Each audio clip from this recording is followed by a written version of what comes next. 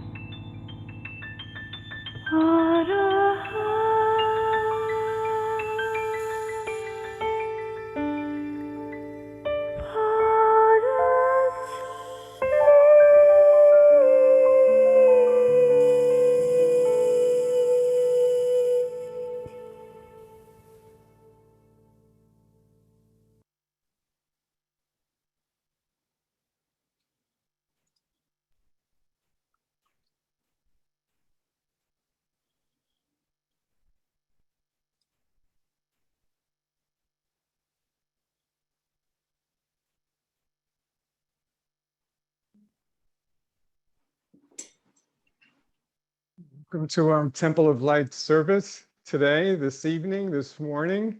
I'm Steve Ventola here in Atlanta, Georgia, and it's wonderful to see everyone here. So remember, let's keep our time contained and remember to mute your microphones when you're not speaking. And if you're on your Zoom screen, you can do that in your lower left-hand corner. If you're calling in, you can press *6 to unmute and mute yourself. So let's begin by greeting each other from our locations across the world, and we'll begin with the Korean Standard Time.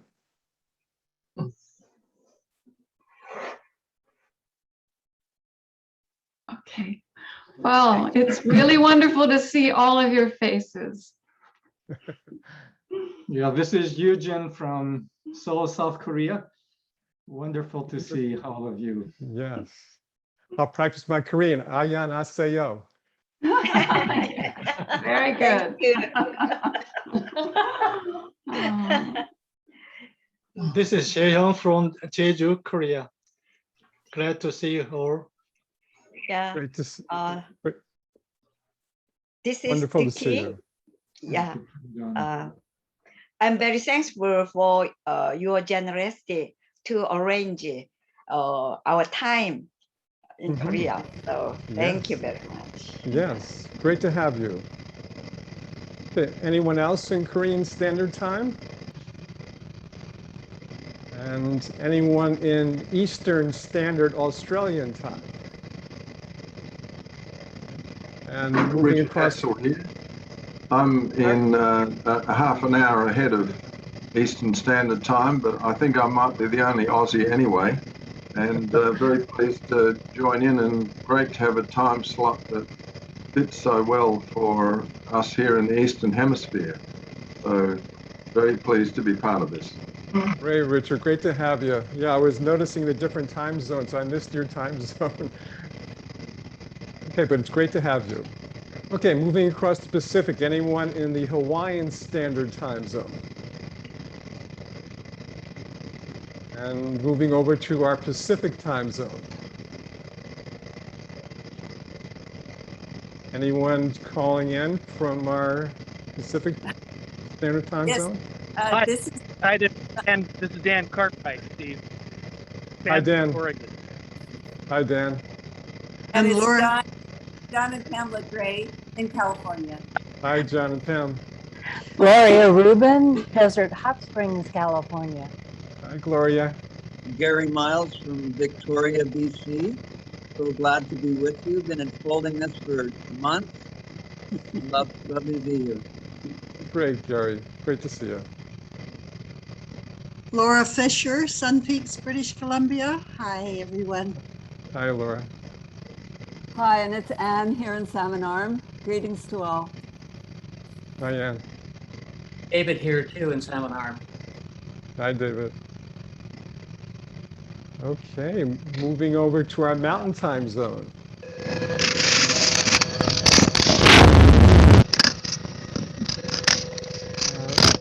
This is Luann in Arizona, and Daeyoung, you may need to mute your. Daeyoung, you might need to mute. Yes. Yeah. Yes. And Lucille, if you can mute your line too. Okay, hi, Luann. Okay. Robert. This is Suzanne in Colorado. Good evening, everyone. Hi, Suzanne. Robert, maybe you want to go ahead, Robert. Robert here in Colorado. Hello, everyone. Hi, Robert. Okay, Robert Kaufman, you may want to mute everyone, and so Lucille will be muted there, and then I'll unmute our line again.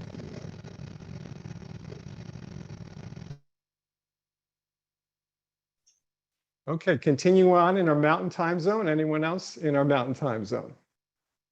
This is Joyce and Larry Krantz from Colorado. Hi, Larry and Joyce. Barbara Delano, Loveland, Colorado.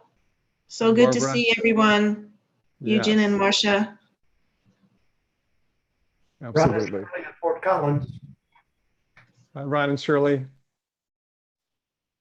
And Mary Janik in Denver, Colorado. Hi, Mary. Okay, moving over to our central time zone. Myra and Alan Geisinger in Central Texas. Hi, Ellen, Myra. This is Carol Travis in the middle of a move between Abilene and Eastland, Texas. Okay, Carol, great to have you. Thank you.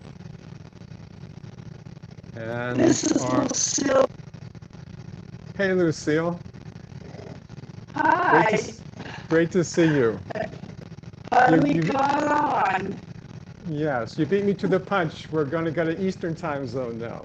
But if you can mute your phone, can you mute your line? I think I'm having speaker. Okay. Can you hear me? I can hear you well. Can you hear us? Okay. So great to have you. Robert, you might have to mute us all again. Okay. Okay. Lucille, great to have you. Okay. Eastern time zone. Who else is in the Eastern time zone? Carol Smith here in Atlanta. Hi, Carol. Terry Kaufman here in Atlanta. Hi, Terry. Millie Holiday here in Atlanta. Hi, Millie. And this is Phil and Linda Bain in Atlanta, Georgia. Good evening and good morning. Good evening. Okay, welcome Atlanta. This is Chuck and Angela Wilderman, also in Atlanta. All right. Atlanta's well represented. Okay, anyone else in the Eastern time zone? Okay, I think we're ready to begin. And today our time will be led by Yujin and Marsha, and David will begin our time to begin. So David? Hello, can I check in? Actually, yeah, sorry, I missed Europe. Actually, how can I miss you? It's 3 o'clock in the morning there? Yeah, it's 1:15 in the morning, folks, and I'm glad to be here. Yes, it's great to see you. Sorry I missed you. Anybody else in Europe or South Africa? Wonderful. Okay, great to have you. Okay, I think we can begin now, unless anybody else needs to sign in or introduce themselves. Stosh from Winnipeg, Manitoba, Canada. Hello, everyone. Hi, Stosh.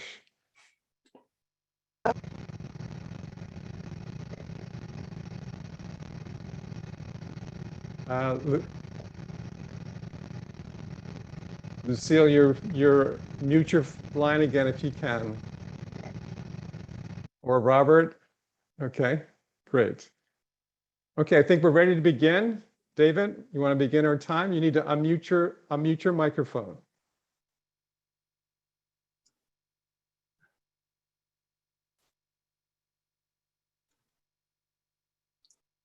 Before moving ahead, Yujin and Marsha, do you need to do a sound check at all, or do you feel everything is okay there?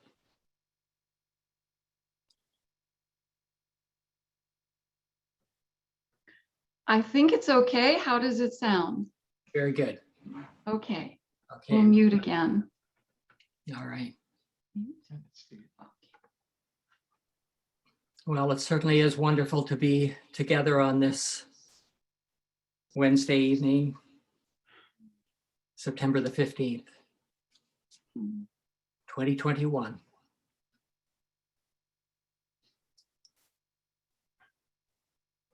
I personally feel that this has been a long time coming.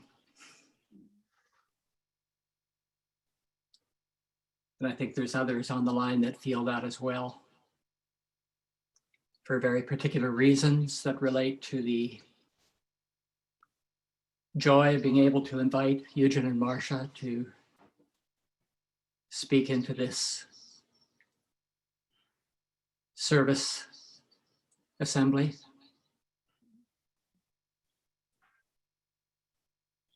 For many years, I've held that in my heart as a possibility in some arrangement, some gathering of angels at some point,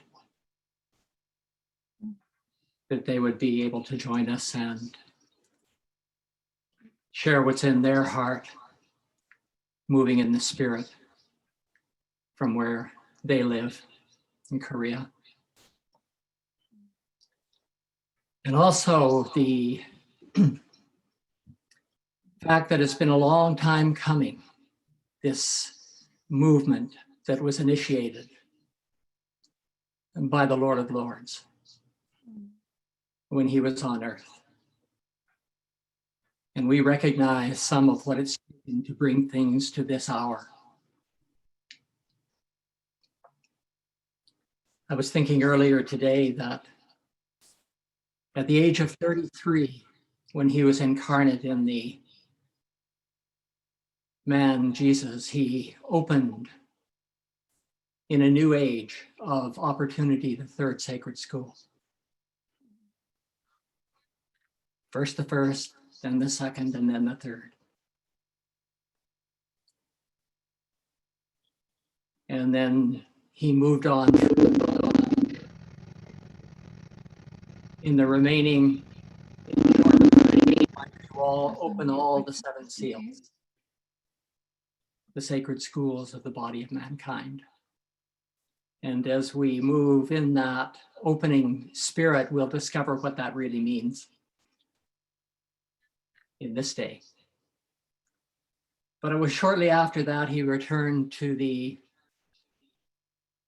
positive triune world, and he left the operations of the third sacred school to the beloved disciple John.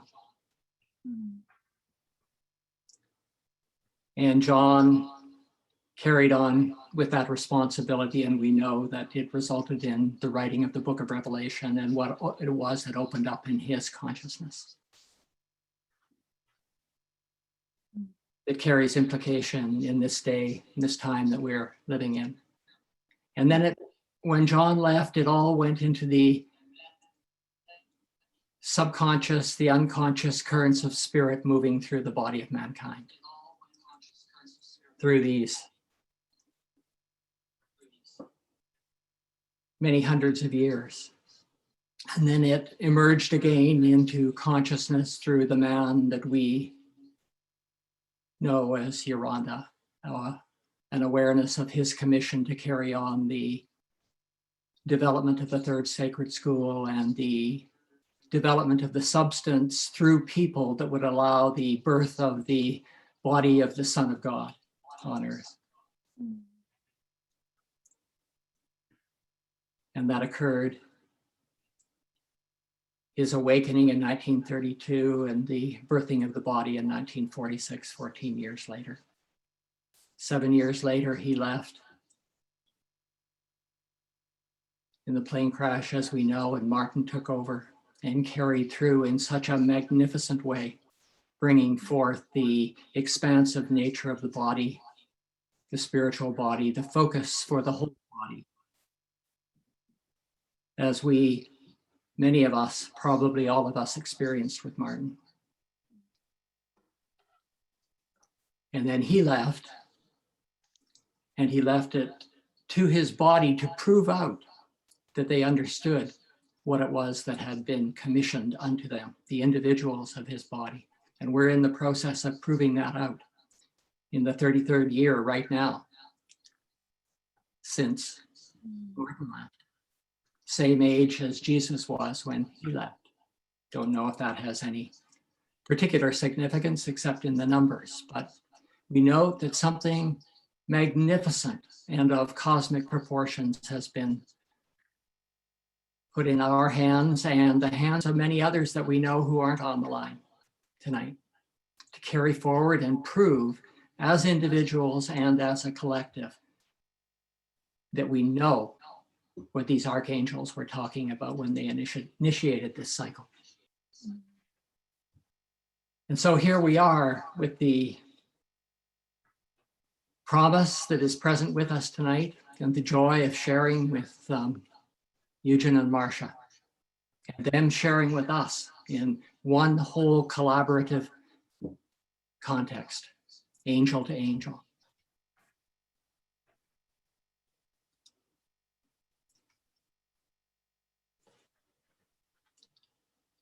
There was a very lovely service held last Sunday, a Tone of Life service. And I wrote a few words after that service, and they seemed pertinent to share tonight, and I thought I would read them. It cannot be underestimated the value of the sanctuary space and the atmosphere of the holy place made evident during the Tone of Life service last Sunday. Through the spiritual expression of each one who spoke, in the words and in the silence.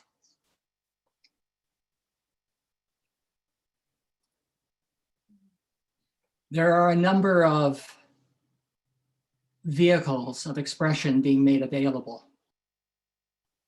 Now, useful, all of them, for significant ranges of generation and the release of the one spirit,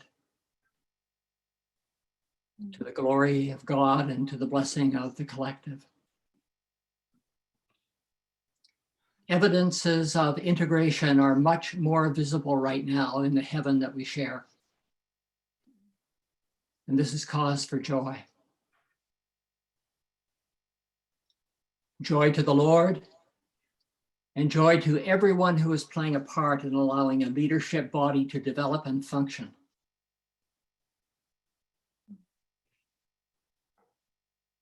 Formed by men and women who have a clear sense of their divine commission, living in various places around the world. A rather small but vital formation, numberless really, but one.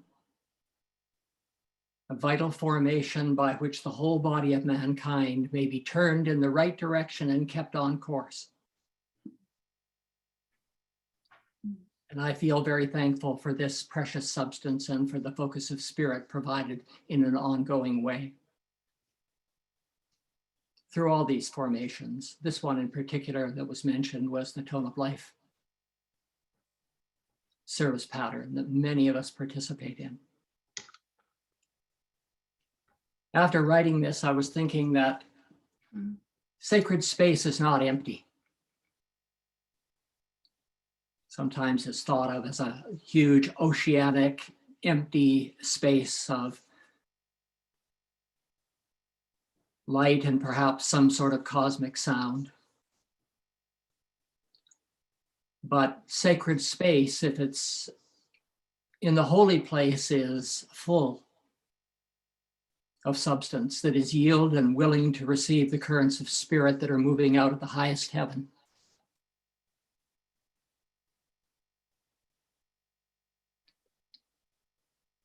And I think many of us are experiencing that it is also moving out of the heart of the earth.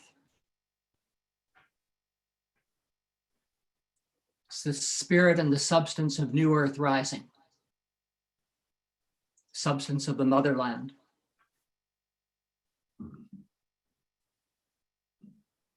And that spirit moving through the sacred substance of the holy place, through angels and expression in the holy place, compels substance to conform to the transcendent design in spirit. So we meet in this sacred space with a sense that the responsibilities for this work are immense.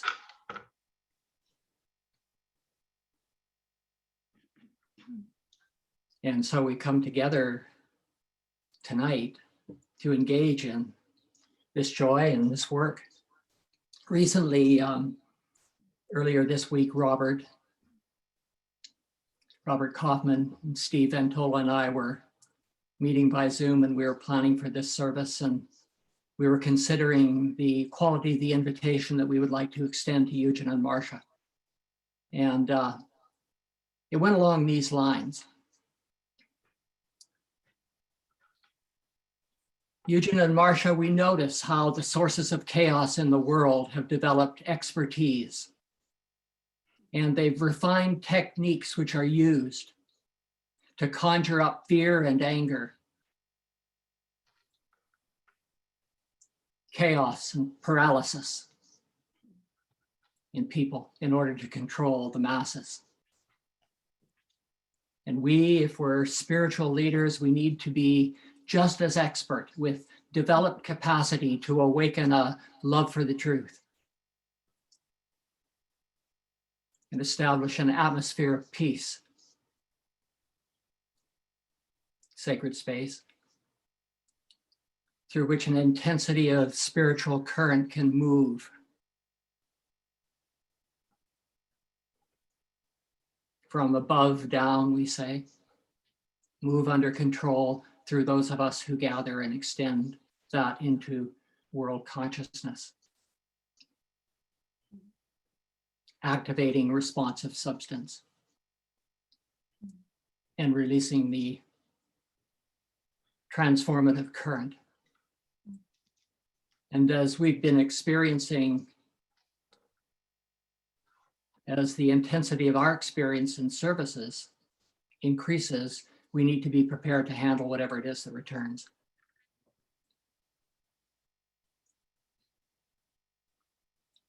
And so we invite you to speak openly about any themes that you feel need to be addressed in radiation. That's our invitation to you, Yujin and Marsha. Everyone in this temple service is at ease, moving with you at any level of intensity that you feel is wise and required. Using any terminology you wish to use, welcoming everything. We trust the Lord and we trust you. And these temples are open to receive and let Spirit move through clearly and cleanly.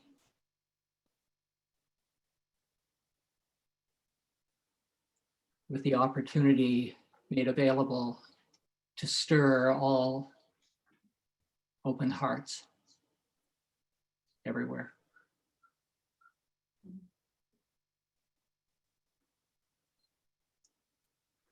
So we're open to sharing in a different kind and a different quality of leadership that is generally recognized and embraced in the world. We've been open to this for many years in our experience with Martin, what we've known of Yolanda, and what we have been illuminated by through engagement with them and come to understand of the life of the Master when he was on earth. So this is the kind of leadership that we came to share with you, Yujin and Marsha, all of us. And I would like to turn it over to you now to do what you will.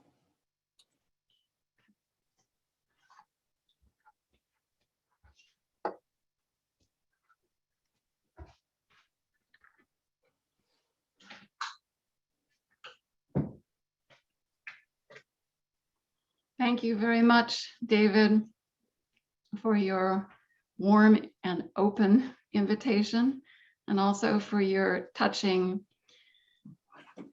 the world, the wonderful legacy that has brought us to this point. Just to check, can you hear me well? Yes. Okay, great. So yes, we need to develop our expertise and capacity to awaken the love for the truth in this time.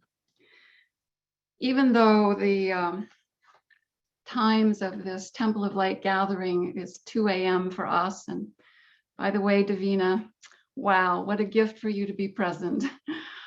I haven't joined directly, but I have listened to each of the recordings, and I have such deep respect for what's building in this. And I'm really grateful to David, Ann, and others who initiated this sacred assembly. Actually, I've been really heartened by the fine atmosphere and the focus of consciousness that I've felt building, and also the significance of what I sense will yet evolve. So, especially in this world cycle, as this world cycle is intensifying, these times together are a wonderful opportunity to let reality manifest in the world chaos, as in the beautiful radiation that Arno, Mia, and Laura released last month. David touched the theme of leadership and the anniversary that we are celebrating in this cycle. In the last anniversary, when Yolanda was alive, he emphasized the need for leadership. I want to read a short part of what he said on September 16, 1953. The development of leaders is, in actual fact, the greatest need of the Lord's service. It's not money, not material things, not greater world recognition, but leaders. I think that's still true. And it brings us the question, what is the leadership that is needed now? Many of us are getting a little older, and given our age and also the increasing speed of world crises, what leadership is needed from us now? And I want to suggest that in spite of our age, we actually may be in better position and better prepared to do this work than we could 30 years ago. For one, the pressures of the earlier stages of life are no longer distractions for most of us, so we can give ourselves fully, as David said earlier, to fulfilling our divine commission. And also perhaps the wine has ripened enough that what's been suggested actually for decades, we can really do now. We have a wonderful precedent in Martin. While he was alive, perhaps like me, you had a consummate visceral experience that Martin was living in heaven.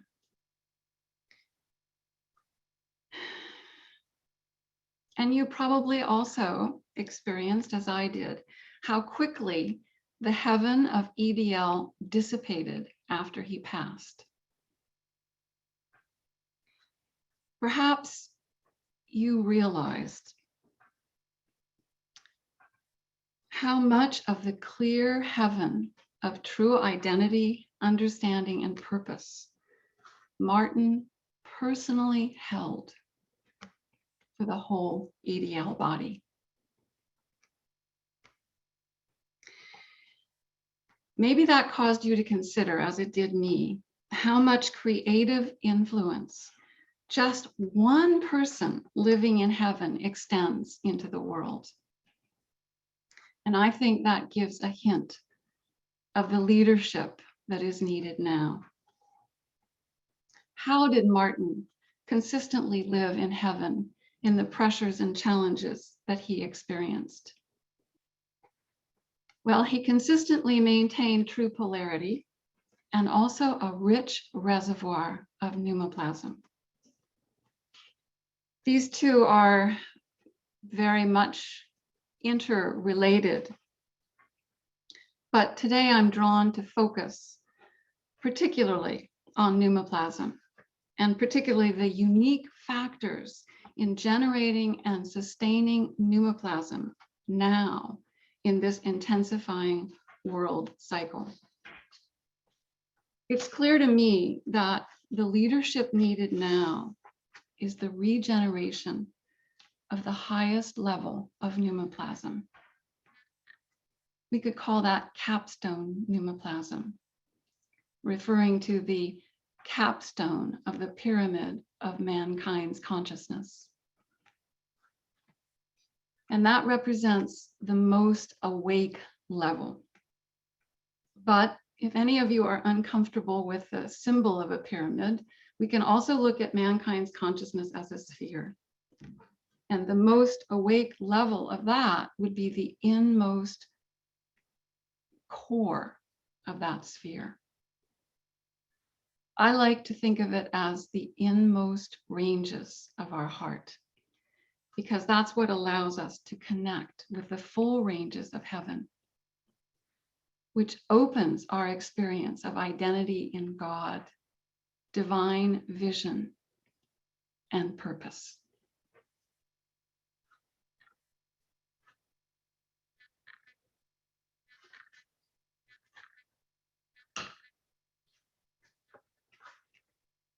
In 2006, in a service in the Dome, I said this: direction and design are in the pneumoplasm.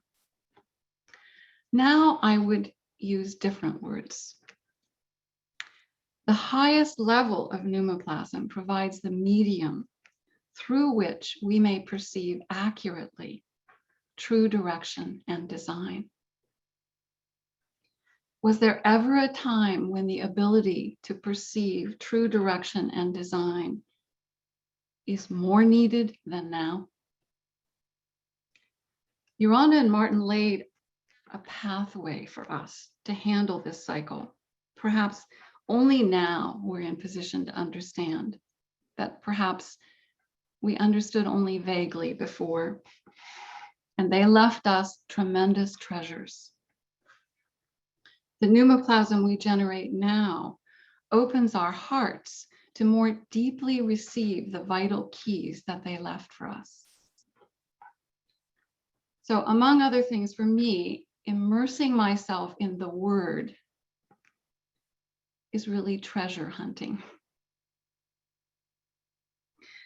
Treasures that guide us in offering spiritual leadership for this culminating cycle.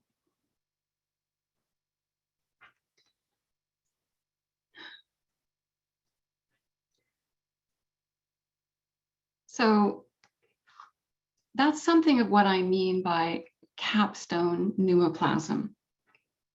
It's not just awake enough to know I'm divine, but awake enough, awake to precisely know what the Lord needs from his leaders now, particularly me, each one of us. So there are treasures that are already in the third sacred school that we, I think, have yet to discover, but also there is guidance that will yet come through the pneumoplasm that we generate in the days ahead. I want to read something from one of these treasures that I think gives wonderful keys for the leadership that's needed now. It's called Transformation and Transmutation. And in it, Martin is speaking about the means for transforming the world. And he refers to pneumoplasm as substance and also life plasma.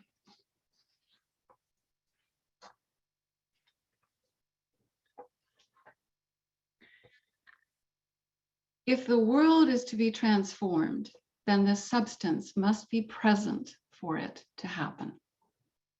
Otherwise, what is occurring in the world leads toward greater and greater disintegration. That's much more obvious these days than it was in 1979 when he spoke these words. This transformation comes not by physical effort or intellectual effort, but by the Spirit of the Lord. It comes by the Word. So we have seen our responsibility relative to the Word. Our participation in the expression of that Word in our living is absolutely dependent upon this life plasma, pneumoplasm, the extent of its generation, the extent of our connection in the personal sense, and the extent to which this substance of connection overflows to fill our worlds, so that our worlds may be immersed in this substance. Then there is the means for transformation.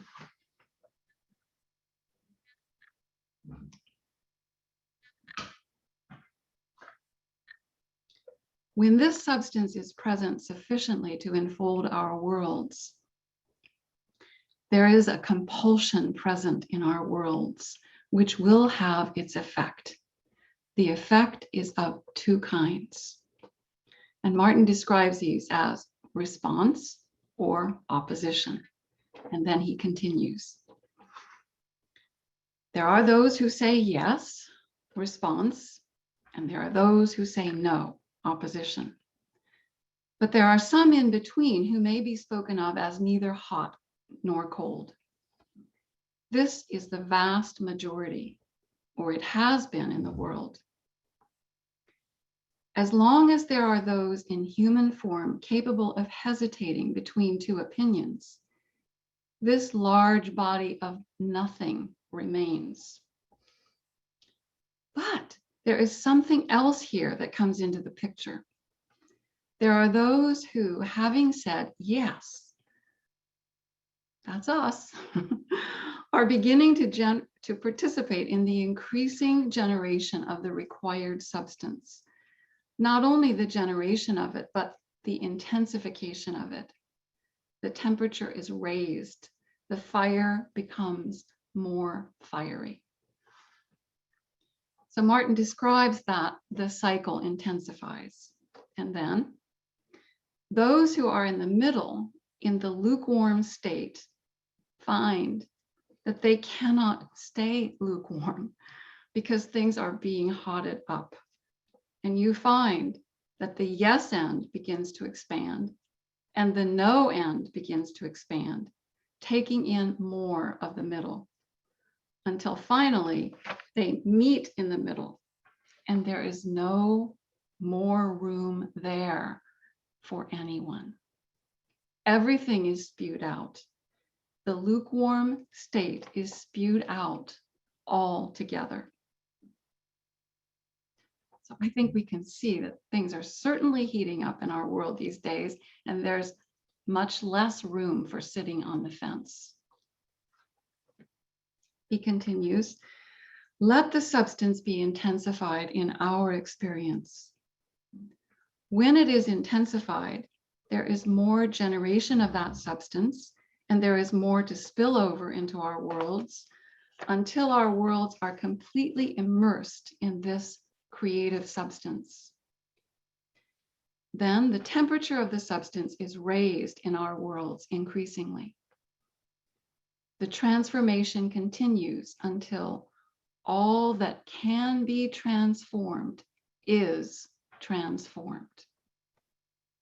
I suppose in the larger sense, we would say when everybody has either said yes or no.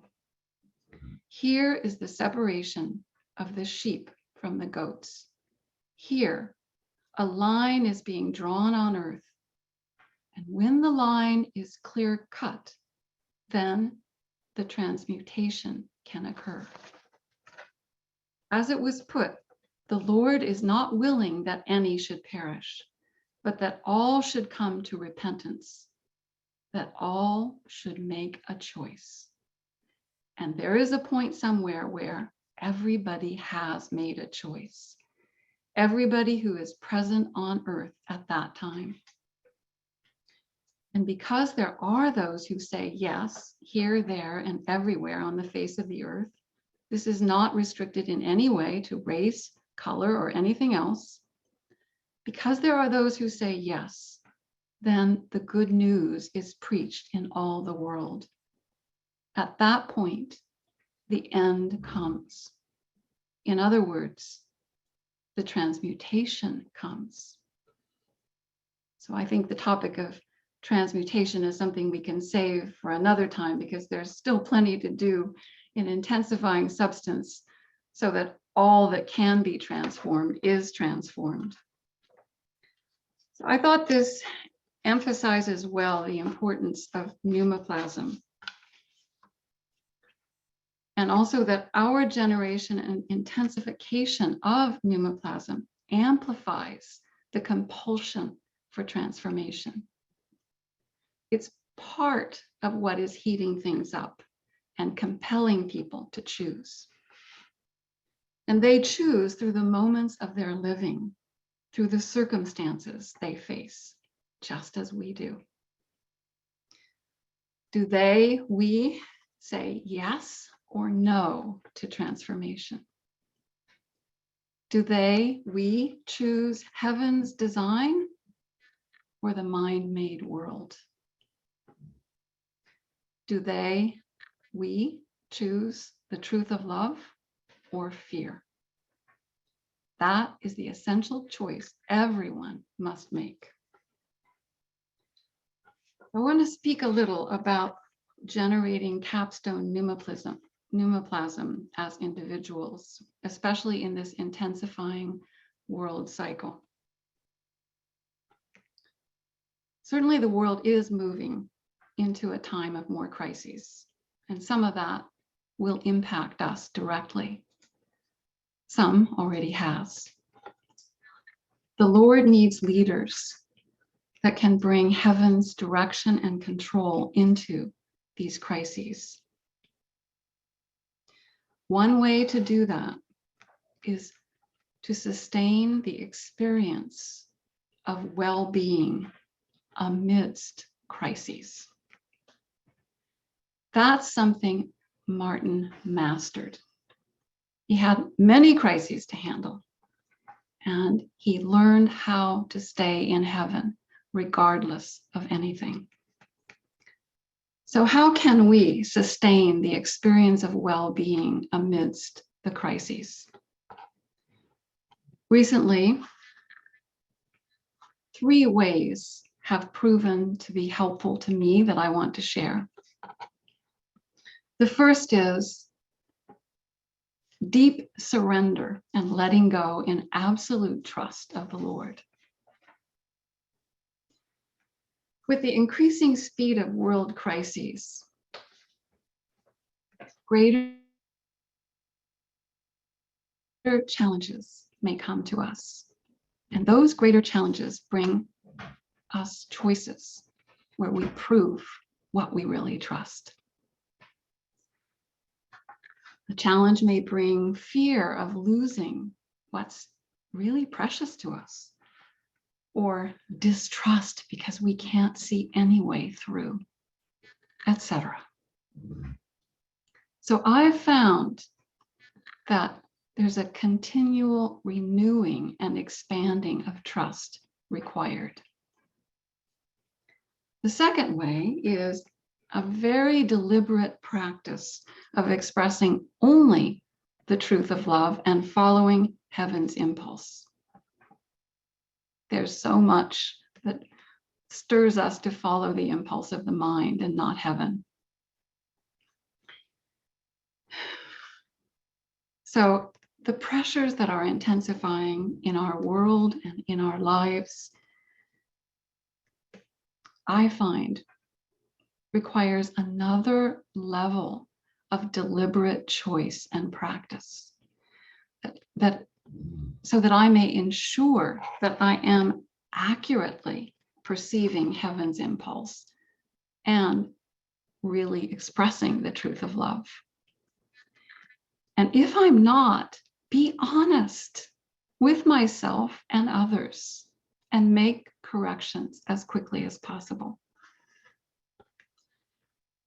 These days, especially, archetypal patterns may focus through the circumstances that come to us.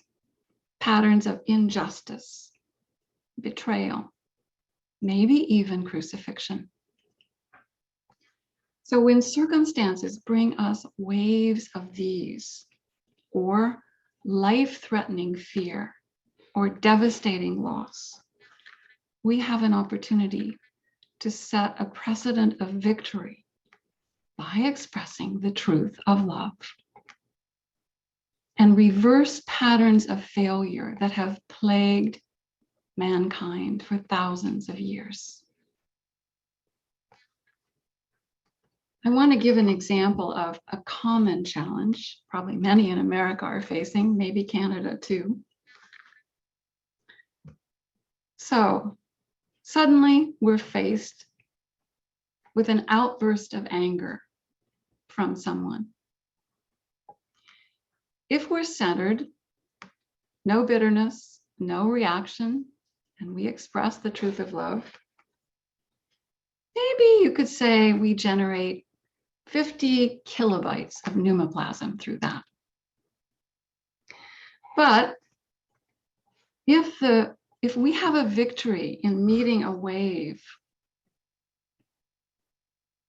of devastating loss or betrayal, maybe we generate 50 gigabytes of pneumoplasm.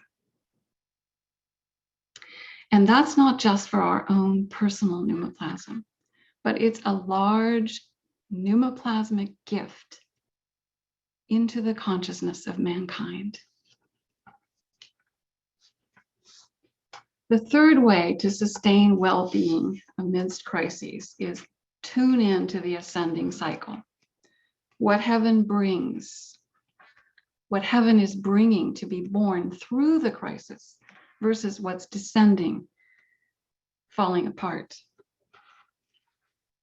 There's so much distortion surfacing to purify these days that sometimes it takes deliberate spiritual muscle to focus on the ascending cycle, especially because much of what we see is what's descending. That's what shows up in form. At the material level, what's falling apart dominates the screen. Massive wildfires, violent protests, great personal loss, and on and on. But whenever there's a descending cycle, at the same time, there is also the ascending cycle. Rare is the person who realizes that. So we need to deliberately tune into the ascending cycle. And when we do, insights come, insights that bring higher perspective and peace.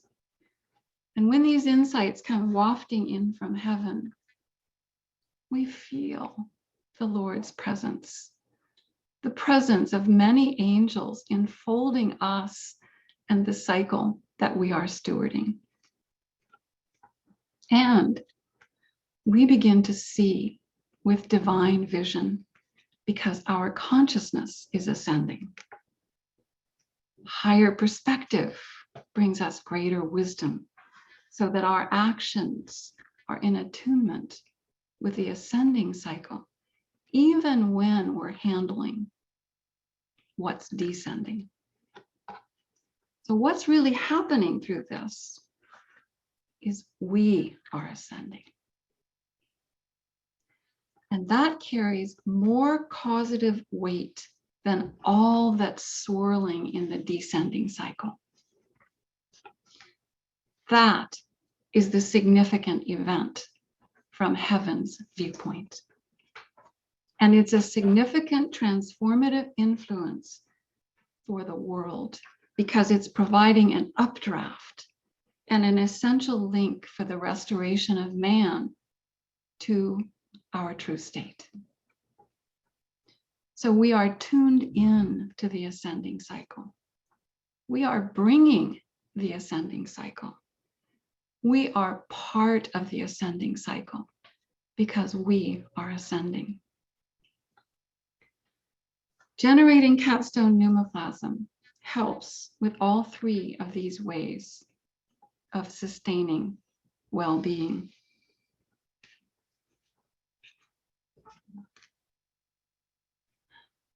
I want to touch just a bit on collective pneumoplasm before I close.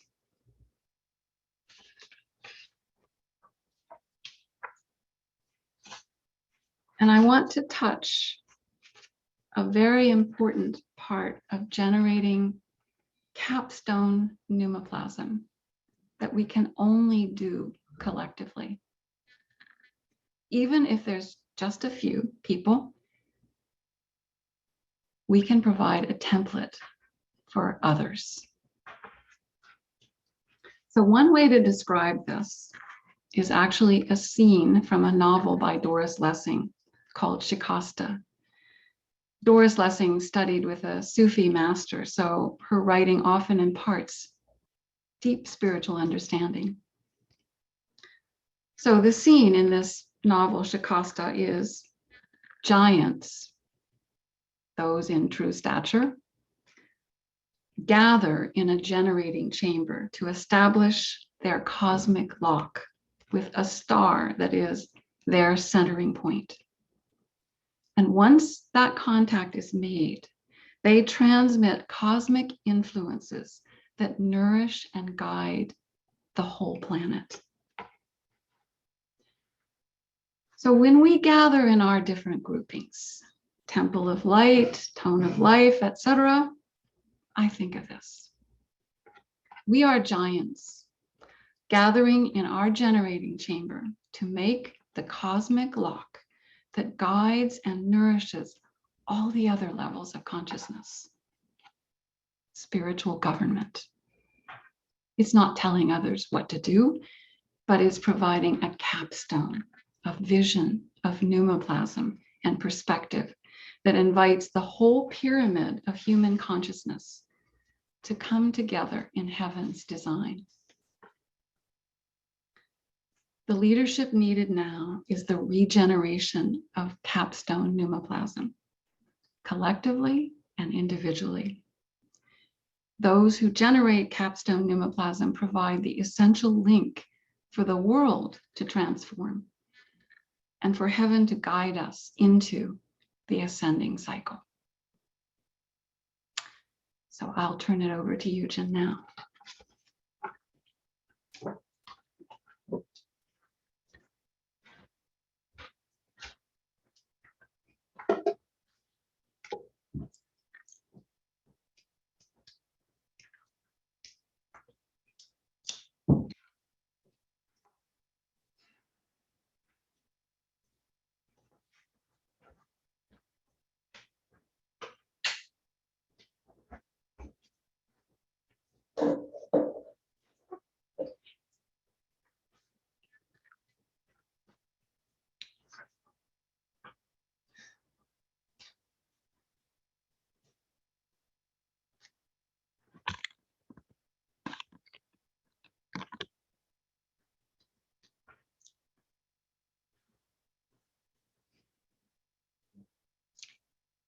Greetings, friends. Very good to be with you.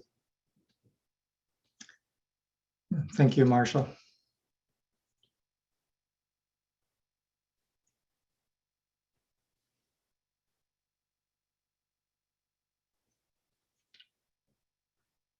In the world,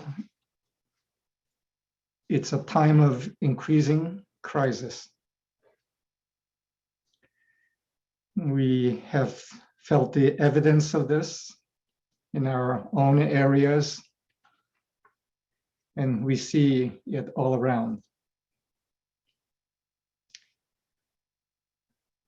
We have this sense of the tempo of crisis increasing.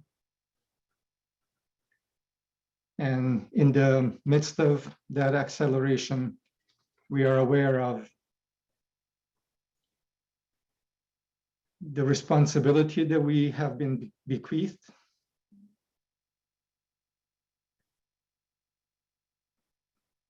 by some of the greatest spiritual leaders that have walked on this planet, and the gift of understanding and vision we were given to prepare us, particularly in such times as we are in now and increasingly entering. Is it not clear to us that it is these times, particularly, that we were so trained for? I suppose some of us may think, well, it's rather late. Look at our white hairs. But did age matter? Isn't it substance and vision and centering and the reality of who we are that matters?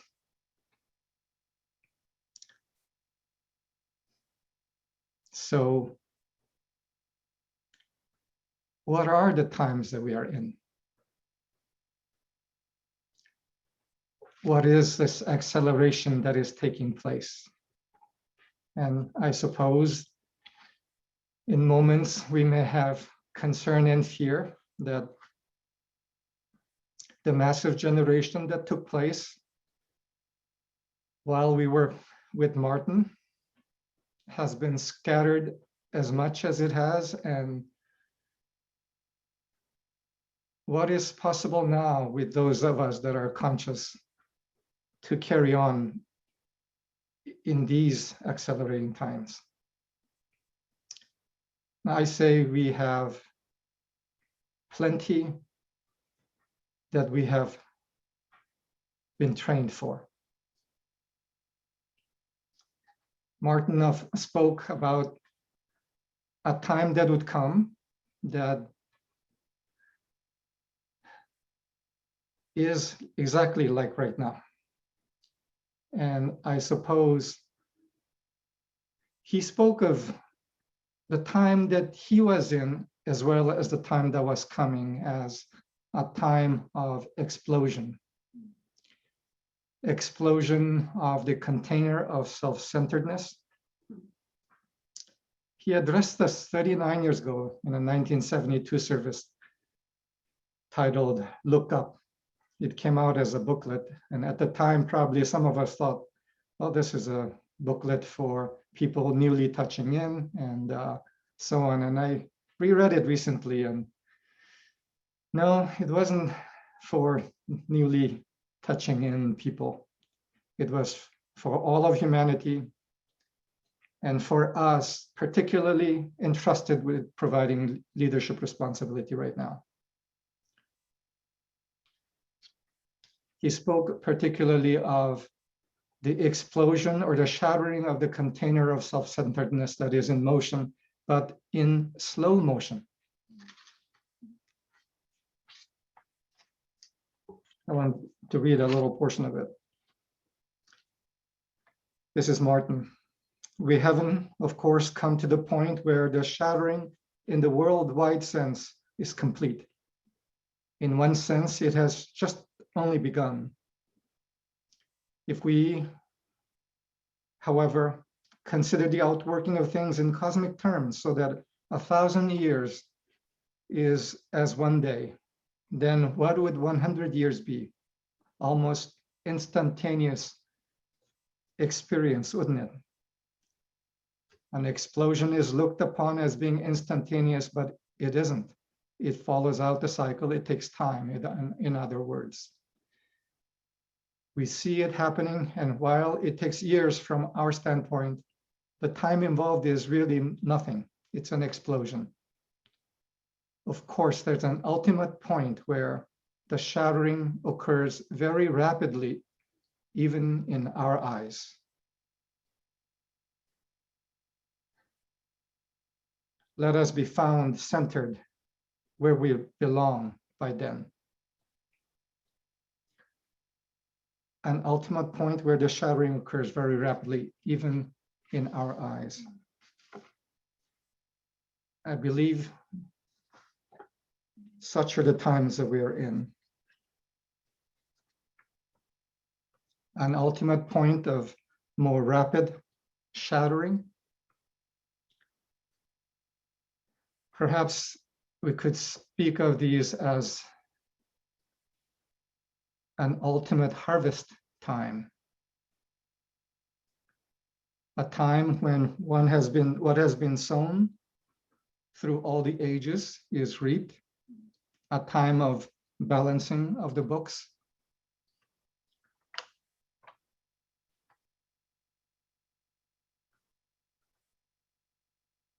where the accounts are finally closed.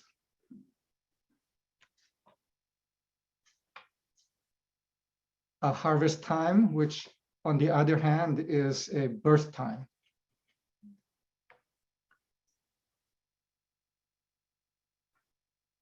Because the accounts are finally closed, a new cycle being able to be born.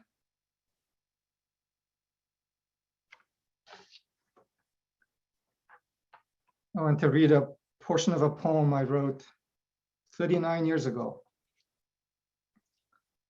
This title is Celestial Wind. I was a 27 years old youngster then, but had a clear sense of what would be coming. This portion that I'm going to read is the latter part of the poem. Celestial wind. Tender is the green remembering wind. This is speaking about a wind that is blowing in the land, a wind of spirit. Tender is the green remembering wind, yet as the wind is tender, it is also just and exacting. Like a tide turning in a celestial sea, irresistible is the karmic wind. What has been sown in all ages is now reaped. Mathematically and swiftly, it is now reaped. Sweet may seem the wind to they who have sown sweet, and bitter may seem the wind to they who have sown bitter seeds. Yet, it's not for us to ask, sweet or bitter as wind may bring. For created we the laws of the wind, and by these laws shall we live. Just is the flaming harvest wind. Yet as the wind is just, so is man, greater than the wind and the justice he now reaps. Unmoved countenance transmutes fate into destiny as divine intelligence abides, commanding all seasons loyalty. As divine intelligence abides, commanding all seasons loyalty. Come, let the winds of all four seasons unimpeded blow in the windmills of the true mind. In this noon hour of destiny, as the ancient clock strikes 12 in the hour, alas, all is remembered, all is seen.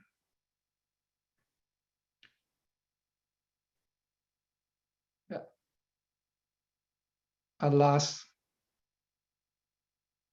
at last an ancient mission we complete. Patient veterans of countless seasons. From the consummation of ancient work and honor is born anew true man's purpose for this eternity.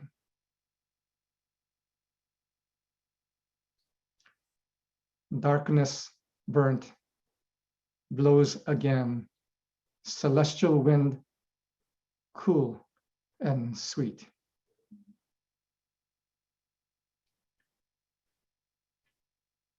Darkness burnt, blows again, celestial wind, cool and sweet. Once upon a planet shone archangelic light, as true man to noble purpose rose, and rode the four winds again.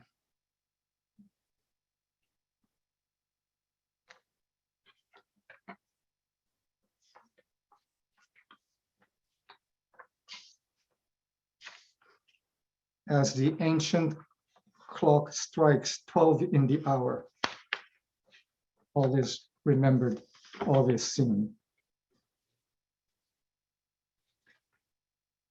The ancient clock striking 12 in the hour is describing a point where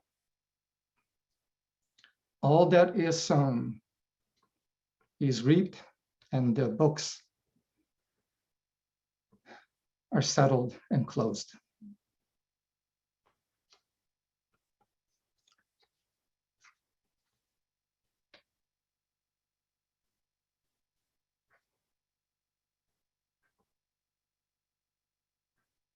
This is speaking of a point towards we are accelerating right now. A point at which, in fact, all the cycles that have been building for millennia come to point, and what has been sown is reaped, but reaped increasingly in maximum velocity. I think we are not at the point of the maximum velocity yet, but I think we are increasingly entering such a time. And I want to speak about our function and leadership in such times of harvest, which is also of birth.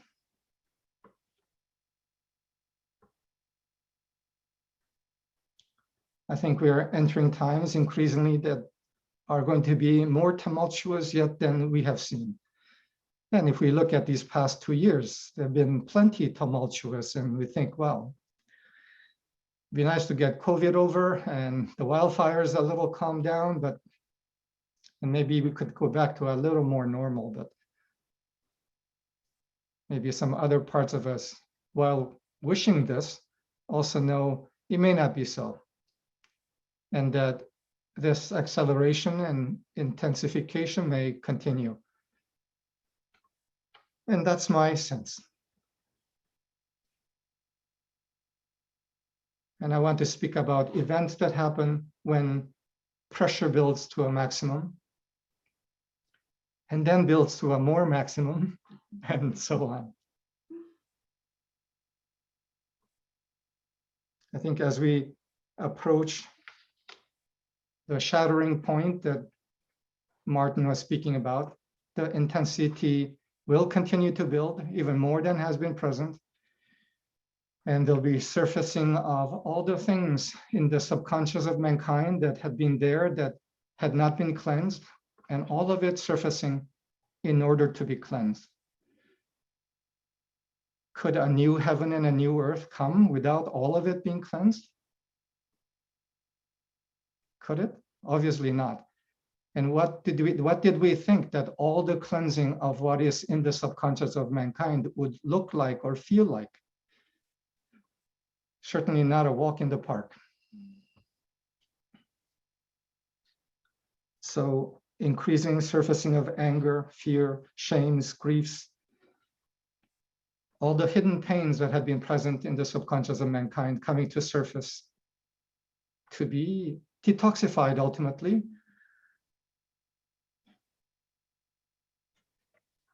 At the bottom of the ocean of human memory is the memory of the loss of home, of our home, of the motherland, and all the events that took place that were of such grief and shattering and fear. And these memories and energies, I believe, will surface too, and are in the process of surfacing. But more importantly, what is surfacing is what is underneath the memories of loss, which is the memory of home. and not only the memory of home, but the reality of home and the return of home.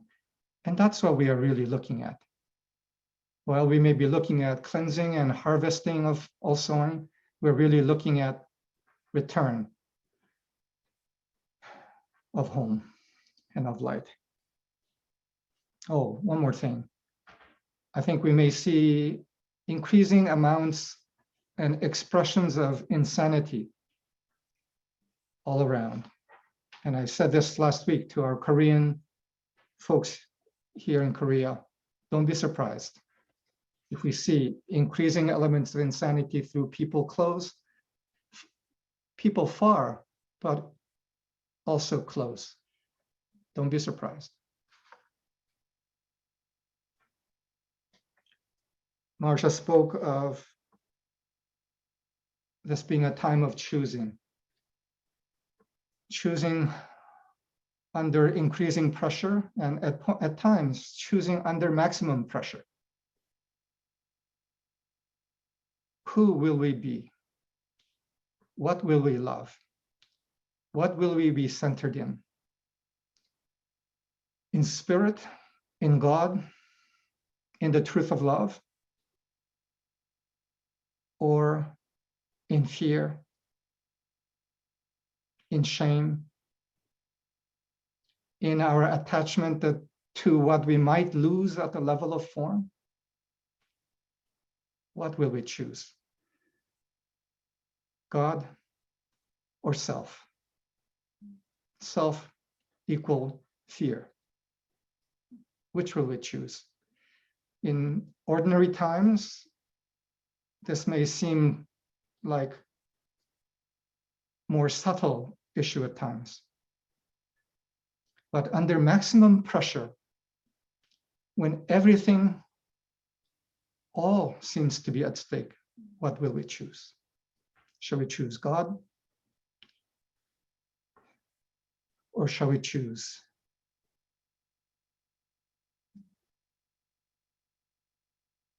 what we fear we might lose if we chose God? We're being called to let all go: fears, preferences, attachments, habits, and come increasingly into the present moment of complete alertness to choose what we have always known to be the one true thing, the Spirit of God, no matter what we might lose in that choosing. This is the meaning of the day of judgment. Not God judging us, is that each human being will be called to make the judgment, as in choosing what they truly love and what they will move with, God or self. I want to speak a little bit more about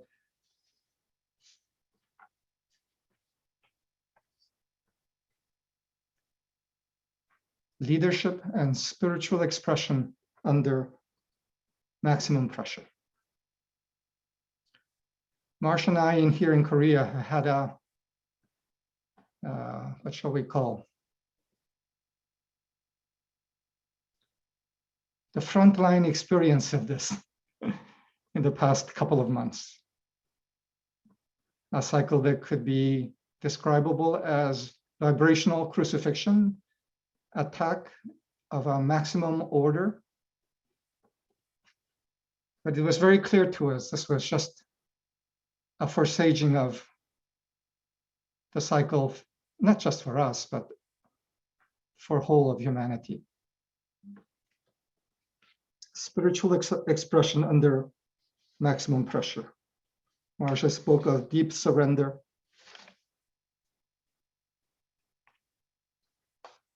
and trust. Even in the face of losing what is most precious, yes, deep surrender. She spoke also of expressing only the truth of love even in the face of devastating loss or betrayal. Yes, choosing only the truth of love, no matter what is brought to us, no matter how unjust they may seem to us. Express only the truth of love under maximum pressure. She spoke also of tuning into the ascending cycle. Yes, even when everything seems to be going to hell, tune in to the ascending cycle, because everything is not going to hell. In fact, it's going to heaven. It just seems that on the way there, it looks like hell. So tune in to what is behind the appearance of hell, which is the birth of the new. And thus bring capstone leadership.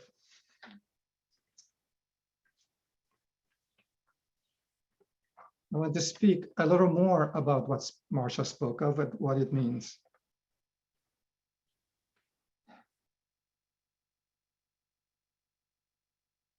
In times of highest pressure, which for some of us may seem not yet so close, but if so, it's just, I share this with you as a hint for a possible other time or future. In times of increasing pressure,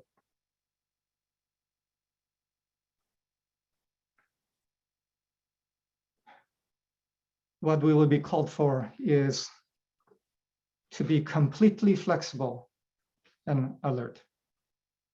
Completely flexible and alert. Like we were going on class 4 whitewater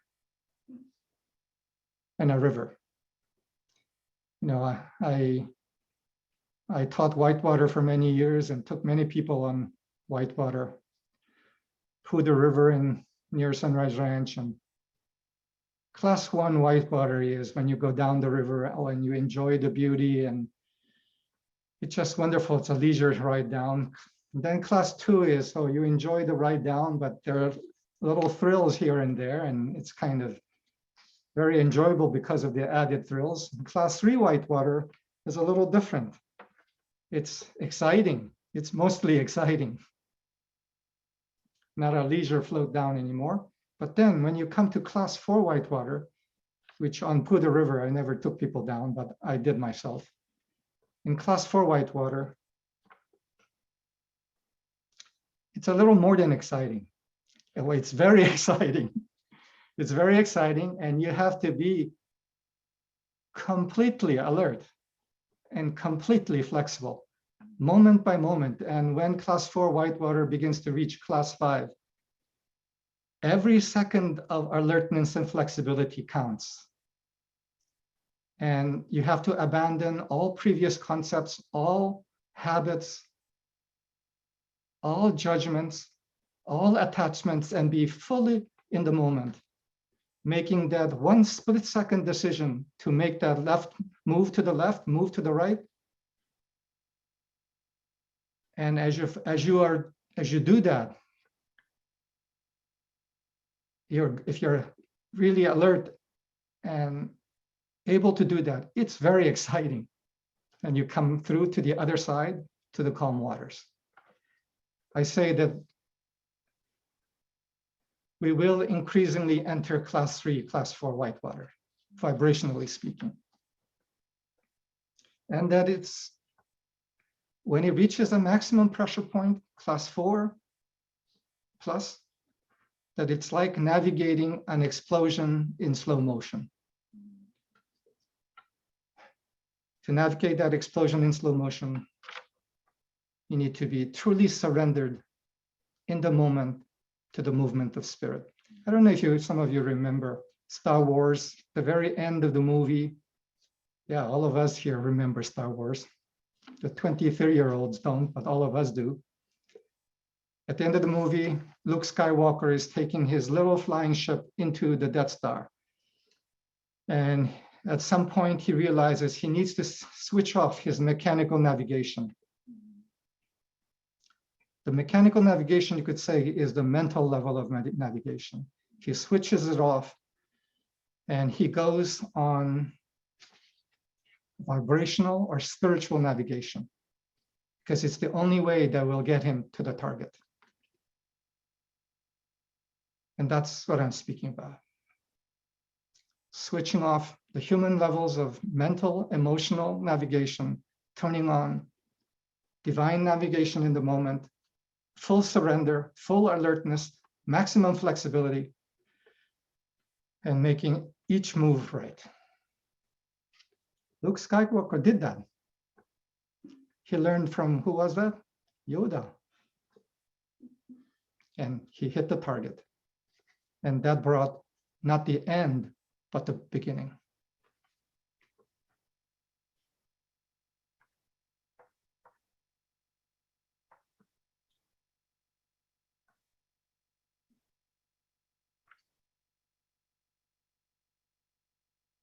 The story of Abraham was a story of full, complete surrender, releasing even what was the most precious thing to him. In that case, his son of old age, Isaac, which was not only his joy, but it was the future of humanity. And he knew that. It wasn't just a personal something that he had at stake. He had at stake what he saw also as the future of humanity. And he was willing to surrender even that, full surrender.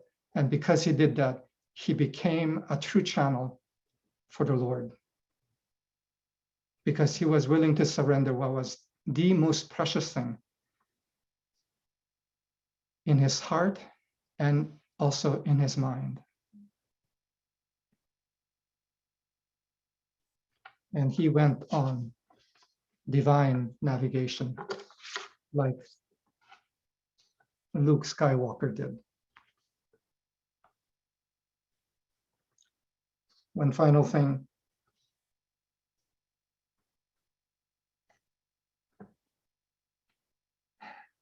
Marsha spoke about giants in the generating chamber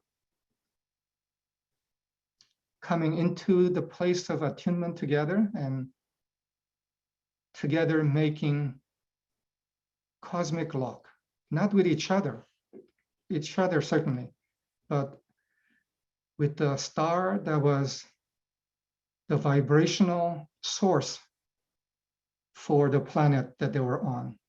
They made cosmic lock in this time of harvest and of new birth under maximum intensity and pressure. The most important thing will be that cosmic lock.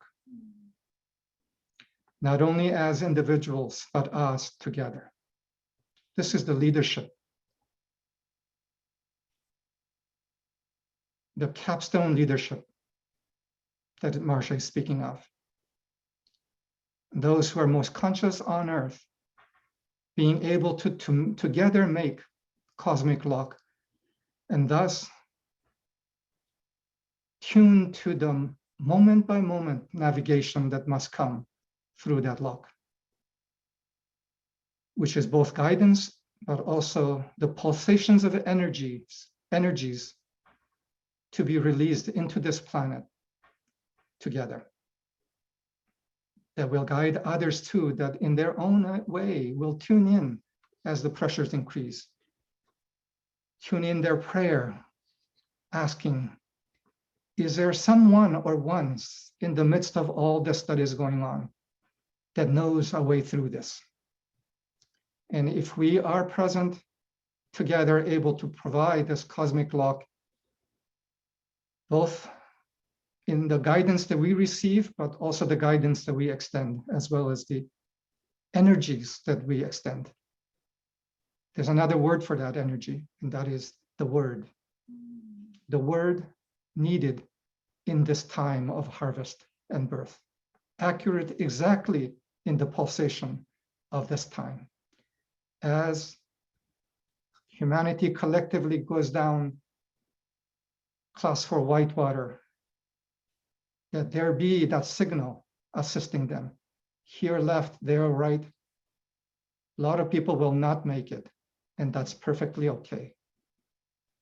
But so that there may be a few, some that make it and provide the beginning of the new. May we truly establish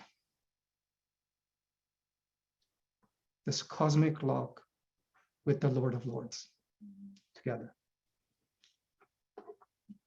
With that, I'll conclude. Thank you. And we have some time for comments. Marsha, will you come up? Yujin, this 85 minutes has been rich with fine substance.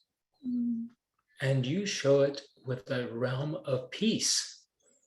You mentioned the sustaining of the experience of well-being, the surrender and trust. You two have been an excellent duo of examples of this peaceful abiding amidst violent surrounds, amidst chaos, and amidst uncertainty. And your visage of that is sounded in your words tonight. I heard recently in the great cosmic story, Martin speaking of reality. Witness of reality is clear. It's clarity, and clarity is what you have, and it brings peace. What is fine substance? What does it look like? What does it feel like? And I spent this 85 minutes feeling what you were talking about, feeling the truth of it, feeling that the heart, with the mouth speaketh, yes, it is abiding in peace. I asked Martin one time, what should I say in music? He said, well, make it succinct, and make it personal, and make it choral. You're a soloist, but make it choral. And he said, I give you an example. Peace be unto you, that the peace of God may be known on earth.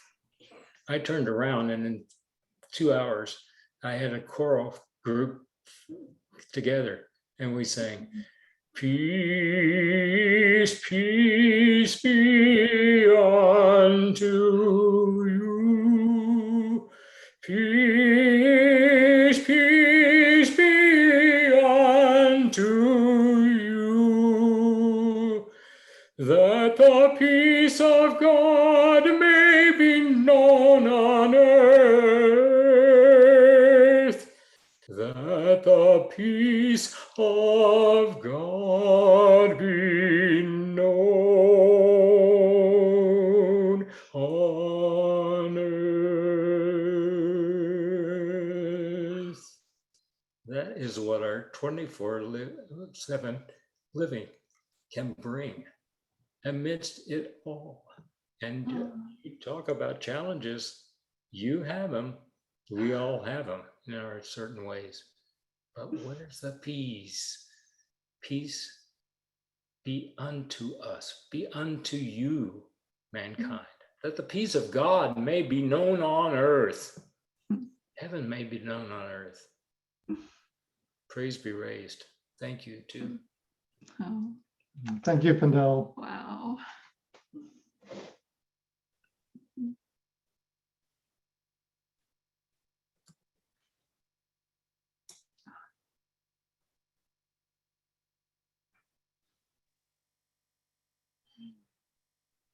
Thank you, Del, and thank you, Yujin and Marsha. Thank you for your individual spirits, and thank you for being right where you are. And all of us are in our individual places, and we are right where we belong. And the treasure we have been given the ultimate of golden treasure. And absorbing that as we have, we wouldn't be here in this moment and listening to these words together and understanding these words if we didn't hold that treasure inviolate. And where that treasure is, there is our heart. And this is what leadership is today, is to provide that untroubled heart, untroubled by the unreal, untroubled by the chaos, by any of it, and the steadiness of the Lord in this place, individually and in our collective. So the Lord has made an investment, a great investment in each one of us. We wouldn't be here if we didn't know and accept that commission to his glory. Thank you both. Oops.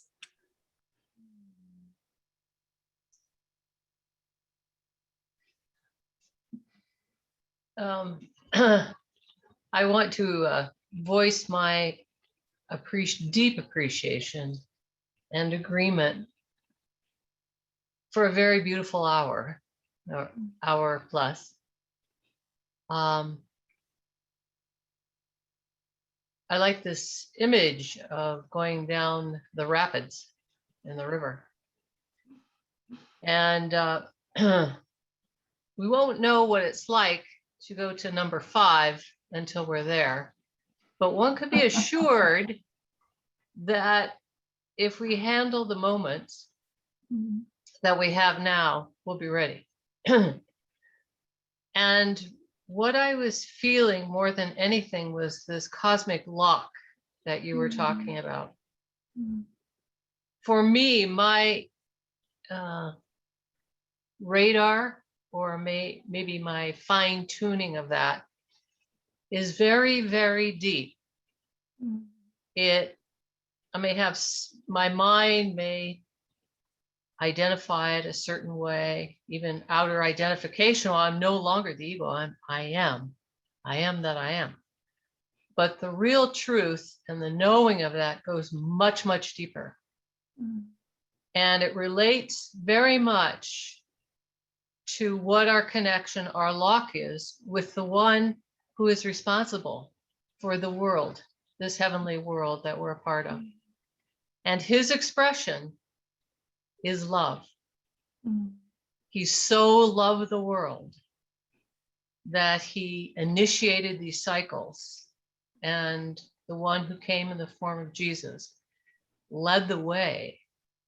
And I come back to this, that's my lock.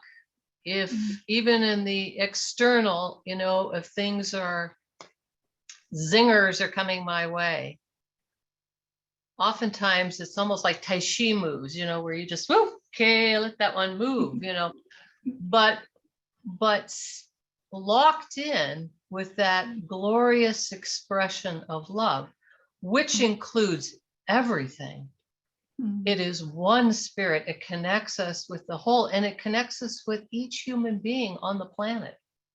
So that when we're there in heart and mind, it includes everything.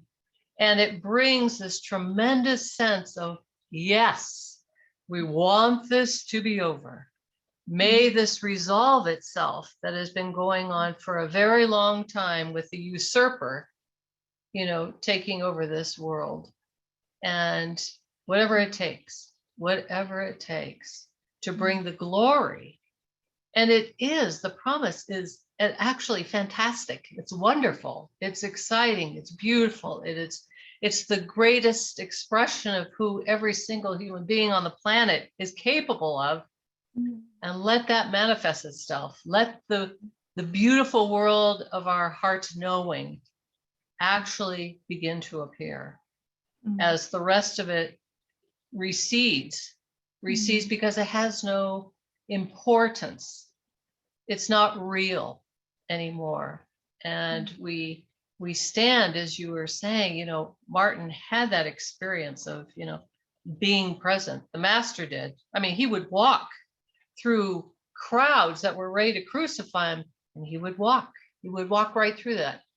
His healing was because people came into this atmosphere of another state.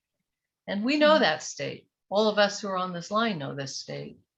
And I just rejoice with you because collectively we are all connected up now. You know, we are, what was that expression you had? to the glorious star, the one star that we are focused in. And who knows what's possible? Anything is possible. And there is a great sense of, I don't know, anticipation. I mean, a wonderful anticipation. Something wonderful is about to happen. And that's the promise. And I know that. I know that deeply. And I rejoice in that with you. And I rejoice that each one of us know the circumstances that we're dealing with. We know the waters are going to start churning here, but we're capable of it. We're capable of handling that. So thank you. Beautiful.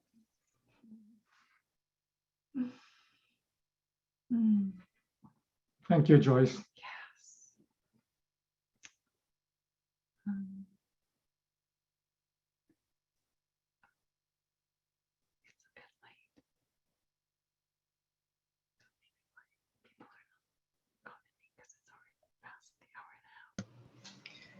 Hi, this is Barbara. I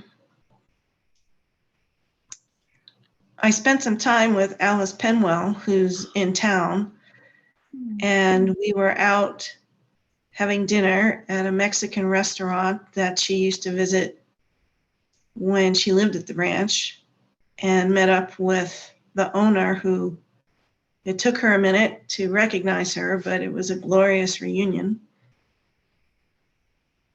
And we were sitting at dinner and we were just talking about spiritual things and how we handle it in our lives. And she mentioned this grouping, this meeting. And I got chills down my arms because I love you all. So to spend an hour and we understand what's being shared. And the bonus really is seeing your beautiful faces, Yujin and Marsha, and hearing your voices. We are meeting at the place. We are meeting at the capstone.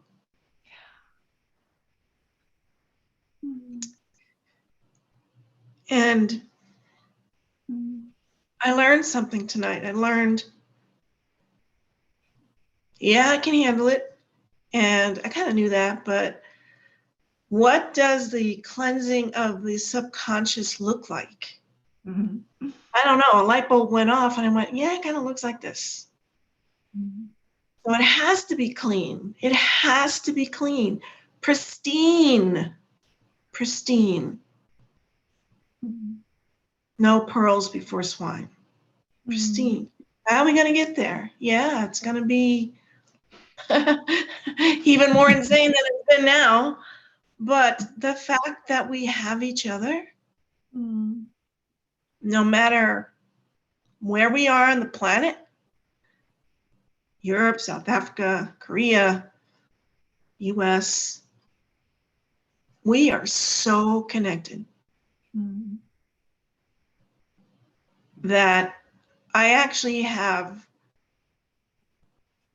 a different perspective now on what's happening and see the calm waters at the end. I see it. Even though I don't know how to swim. You know what I mean? So what a blessing. I just can't even.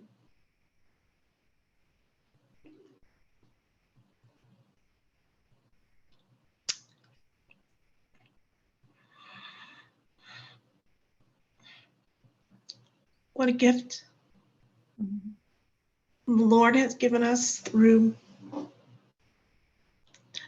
many, Yolanda, Martin, many others, and the two of you. Thank you, my friends. I love you.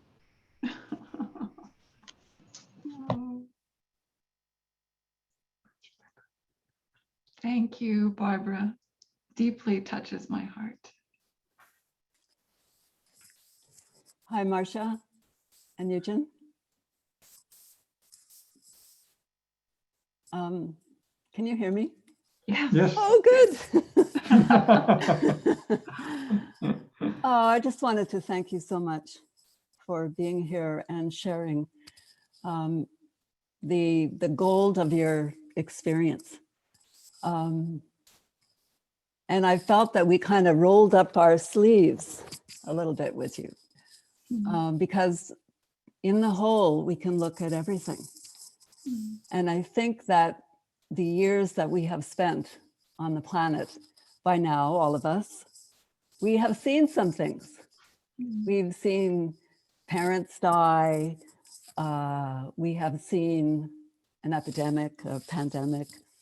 We have actually experienced some things that we've learned something about the unsustainability of what is unreal. It's not sustainable. And there's something too about learning these things in a passionate way.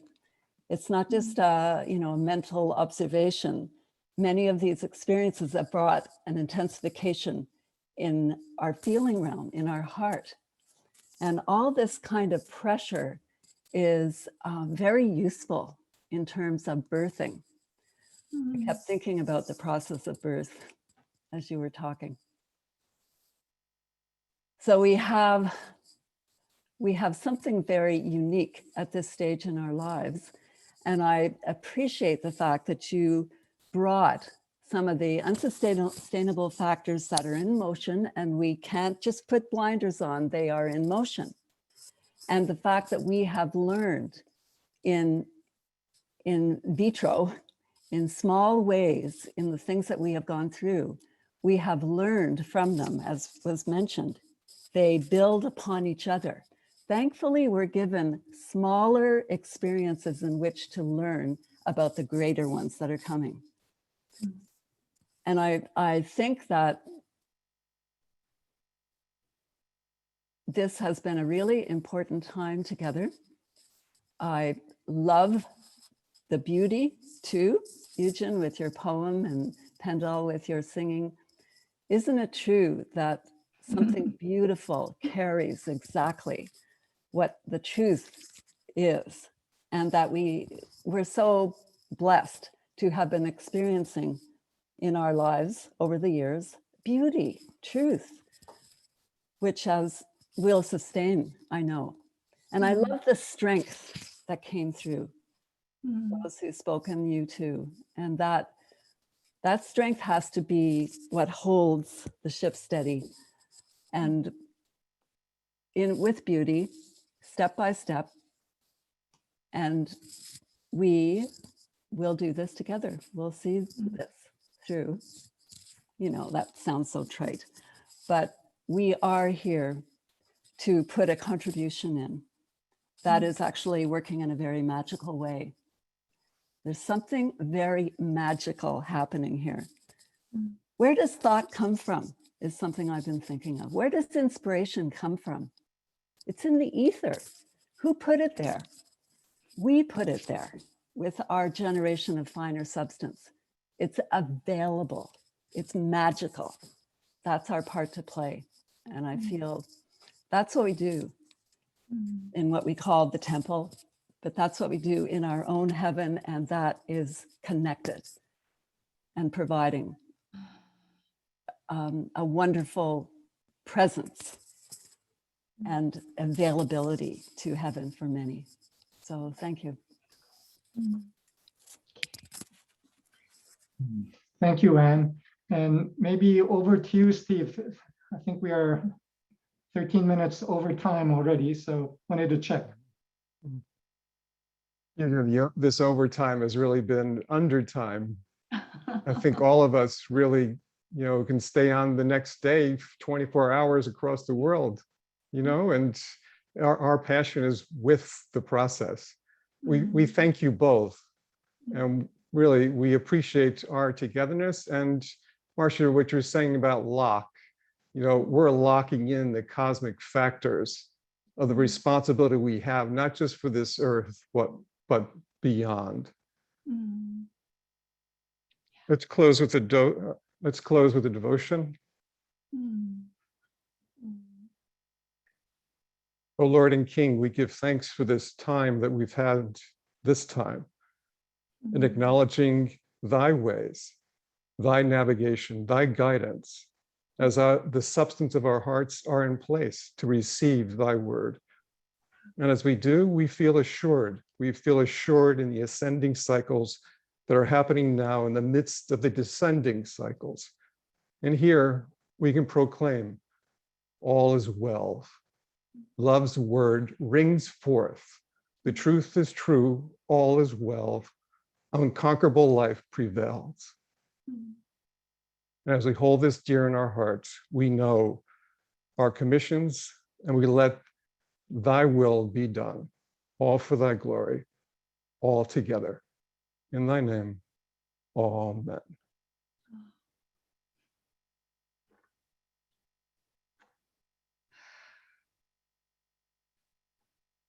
Our Wonderful, all of you. Yes. Let's continue in this way. Our next Temple of Light, maybe Marsha, Yujin, and the other folks from Korea can be on our next Temple of Light, which is October 17th, with David and Anne leading our time. Okay. Good night, good day, everyone. Good morning, and we'll see you later. Hi. Yujin, Marsha, hello. Oh. Oh. Thank you. Magnificent. Thank you so much.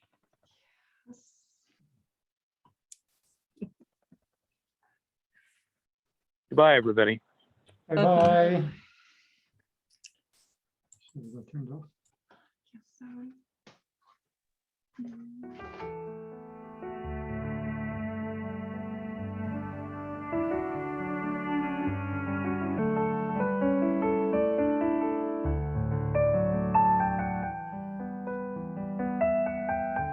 Wanted to say hi, Gary. Forever since I saw you. And Carol and Richard. It's so wonderful.